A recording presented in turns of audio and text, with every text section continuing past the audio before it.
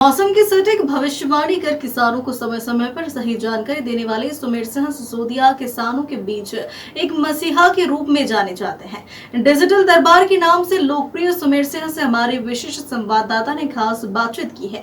आइए आपको भी दिखाते हैं यह खास रिपोर्ट। मध्य प्रदेश के किसानों को अक्सर बारिश और मौसम की सटीक जानकारी देने वाले सुमेर सिंह सिसोदिया का नाम आज हर किसान की जुबान पर है। किसान उन्हें अपना मार्गदर्शक मानते हैं और डिजिटल दरबार के नाम से पहचानते हैं। ग्लोबल इंडिया टीवी के लिए विशेष संवाददाता दिलीप सिंह चौहान ने उनसे खास मुलाकात की और जानी उनकी सोच व किसानों के प्रति समर्पण।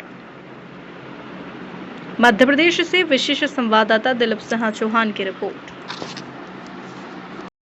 परिचय तो कराना नहीं चाहिए क्योंकि सभी किसान और सभी हमारे दर्शक जानते हैं कि हमारे साथ में कौन बैठे हैं, लेकिन फिर भी बता देता हूं कि डिजिटल दरबार के नाम से जाने जाने वाले सुमेर सिंह जी सिसोदिया, जो कि किसानों के लिए एक मौसम की जानकारी समय समय पे देते रहते हैं, जिससे किसानों को अपनी फसलों को संभालने में या फिर आगे की रूपरेखा समझने में बड़ी आसानी होती है। तो आज हम चर्चा करते हैं सुमेर सिंह जी से कि किसानों को किस प्रकार से फायदा मिलता है और आप कितनी मेहनत आपकी रहती है इस विषय में। जी नमस्कार। सर्वप्रथम सभी किसान भाइयों को जय श्री राम। किसान भाइयों, जैसा कि मैं हर बार जो इंटरव्यू होते हैं, ब्रॉडकास्ट होते हैं, मैं बताता आया हूँ कि एक जो विश्लेषण होता है उसको बनाने में कम से कम मेरे 3 से 4 घंटे की मेहनत रहती है। मैं क्यों देता हूँ? क्योंकि किसान भाई दिन भर परेशान होते हैं, सरकारी तौर पर भी कहीं किसी आर्थिक सुविधाएं नहीं मिलती है। जब जी तोड़ मेहनत करने के बाद में फसलों के दाम मंडियों में औने पौने दाम पर जब फसलें बिकती है, तो ये सभी देखने के बाद में जब एक प्रकृति को समझना बहुत बड़ी बात होती है। मैं उसको समझता हूँ, क्यों? क्योंकि किसानों का थोड़ा-सा फ़ायदा हो। बेमौसम जो बारिश होती है, जहाँ पर किसानों की फसलें खेत में पड़ी होती है, ऐसे में यदि वो खराब हो जाएगी तो किसानों की जो आर्थिक स्थिति और गिरती जाएगी। तो मेरा हर बार ये प्रयास होता है कि मैं किसानों को ज़्यादा से ज़्यादा मौसम की जानकारियाँ दूँ, ताकि कहीं मान लो खलिहान में सोयाबीन की फसल रखी, प्याज़ रखा हुआ, चाहे लहसुन रखी हुई है, तो वो मौसम की जो विश्लेषण है उसको पढ़कर अपना जो सोयाबीन है, गेहूँ हुआ, मक्का जो भी फसल है उसको सुरक्षित कर सके। अच्छा, अभी की आपसे अगर हम जानना चाहें या फिर हमारे दर्शक जानना चाहे कि ये आपने शुरुआत कैसे किया था और आपको ऐसे ऐसा क्या लगा कि आपको इस लाइन में आना चाहिए और किसानों की मदद करनी चाहिए? देखिए, सबसे पहले मैं एक क्षेत्रीय लेवल पर जानकारी देता था। सबसे पहले मैं जब 2020-21 की बात है, मैं घर का काम करता था, वेदर इन्फॉर्मेशन देखकर। तो मैंने उसको शुरुआत में व्हाट्सएप के स्टेटस पर डालना चालू किया, जब एंड्रॉइड जब नया-नया चला था उस टाइम पे। तो 2-4 महीने तक तो लोगों ने देखा कि ऐसा कुछ अफ़वाह कर रहा है या मूर्ख बना रहा है, ऐसा बना रहा है, वो हो रहा है। पर जब लोगों ने देखा कि यार आज उसने बोला था कि यार दोपहर बाद बारिश की संभावना है या 1 हफ्ते बाद में आपके क्षेत्र में बारिश की संभावनाएँ हैं, सावधान रहेगा। तो लोगों को धीरे-धीरे रुचि बढ़ती गई।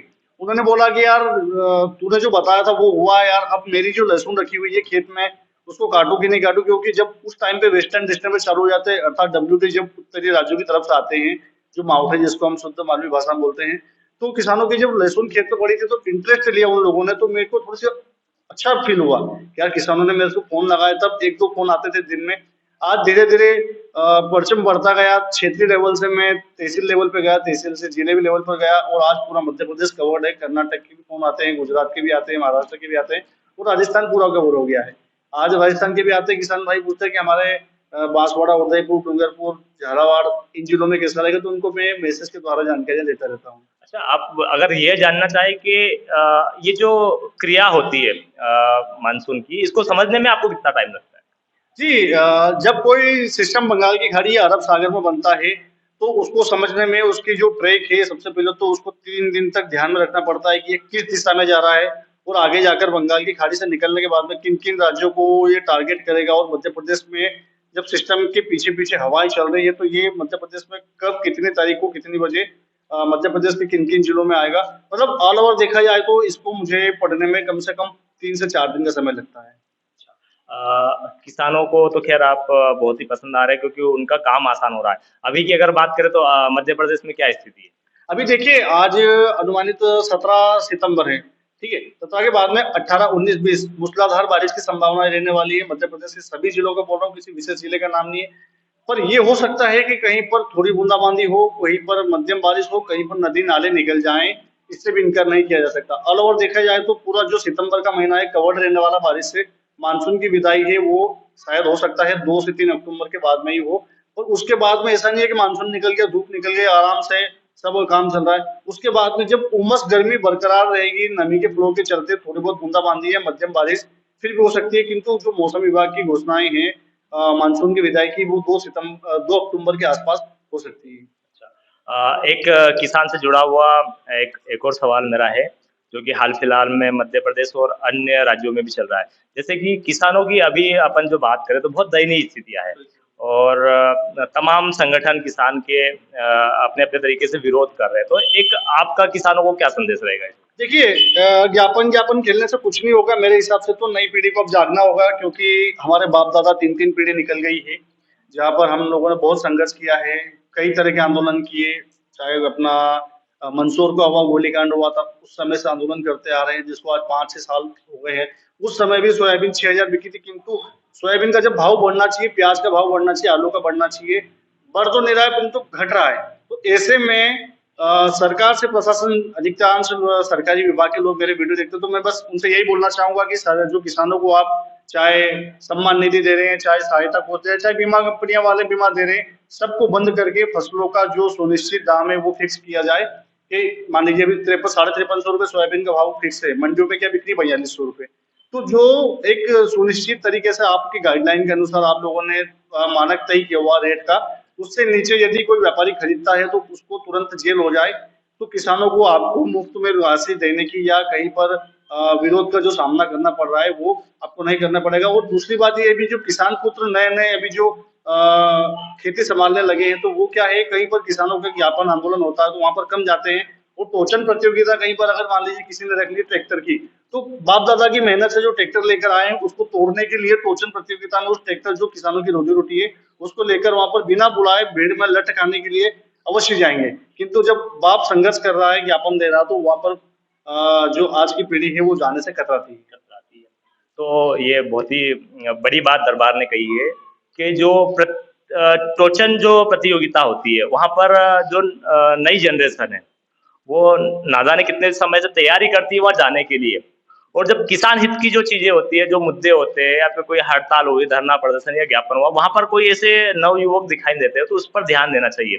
एक चीज, एक सवाल और मेरा है कि दरबार आप ये बताइए कि किसानों में कोई आमदनी में परिवर्तन हुआ है, या फिर एक जो भाषण है कि किसानों की आय दोगुनी हो गई, अभी ऐसा कुछ हुआ है? बिल्कुल 2 गुना हुआ है, पर वो कागज में हुआ है। किसान की आय यदि 2 गुना देखनी है आपको, तो किसी भी सरकारी कागज को उठा के देख लीजिए, आपको 2 गुनी आय मिल जाएगी। मैं किसी प्रशासन या सरकार का विरोधी नहीं हूँ, मैं खुद एक संघ से जुड़ा हुआ व्यक्ति हूँ, किंतु जो मैं खुद एक किसान परिवार से आता हूँ, तो जो अंतरात्मा बोलती है, पहले किसान हूँ, उसके बाद में मैं जो पार्टियां हैं उनका समर्थक हूँ।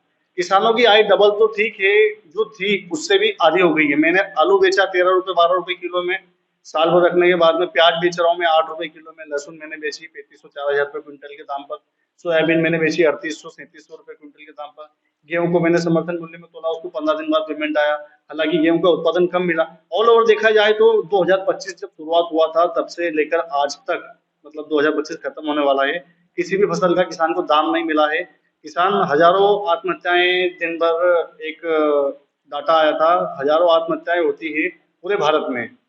तो ना तो कोई बिजनेसमैन सुसाइड करता है, ना कोई उद्योगपति करता है, ना कोई पेट्रोल पंप का मालिक करता है, पेट्रोल के दाम ऊपर नीचे होने से। 1 रुपए की माचिस जब बिकती है, उसका भी मालिक आज अरबों करोड़ों रुपए लेकर बैठा उसमें कमा रहा है। तो किसान जब इतनी मेहनत करने के बाद भी उसको मान लो लागत मूल्य में नहीं मिल पा रही है, तो ये बड़ा दुख का विषय है। थोड़ा सा प्रशासन को इन चीजों पर ध्यान देना होगा। किसान अभी बहुत भोला है, पर आगे जाकर ऐसा ना हो कि ये भोलापन जब खत्म होगा तो सरकार के लिए नई चुनौती बने। ये बहुत ही अच्छी भाषा में एक अच्छा संदेश था किसानों के लिए, और चाहे ना चाहे कहीं न कहीं एक सरकार के लिए भी एक चेतावनी वाला संदेश भी हो गया। तो मेरा भी ये मानना है कि सरकार को ये देखना चाहिए कि अपन किसानों के लिए क्या कर सकते हैं, जिससे उनकी आय वास्तविक में दोगुनी हो। मैं Dilip Singh Chauhan, global India news channel, Madhya Pradesh विशेष खबर।